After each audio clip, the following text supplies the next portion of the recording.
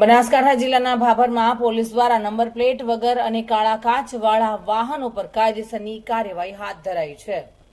ત્યારે વાત કરવામાં આવે બનાસકાંઠા જિલ્લાની, બનાસકાંઠા જિલ્લા વડા એસપી પ્રશાંત સુબેની નવરાત્રી સહિત દિવાળીને લઈને જિલ્લામાં કડક સૂચના કરવામાં આવી છે। તે દરમિયાન તારીખ 20/9/2025ના રોજ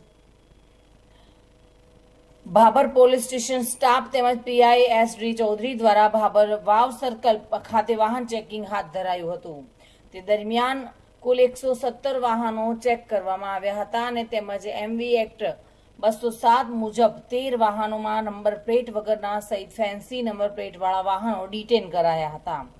સ્થળ ઉપર જ ટોટલ 13,000 રૂપિયાનો દંડ વસૂલ કરવામાં આવ્યો હતો તેમજ 14 વાહનો કાળા કાચવાળા અને 11 જેટલા નંબર પ્લેટ વગરના વાહનોને દંડ આપવામાં આવ્યો હતો। આ કાર્યવાહી કરવામાં આવી હતી અને વિવિધ ટ્રાફિકના નિયમો વિશે સૂચન પણ કરવામાં આવ્યા હતા।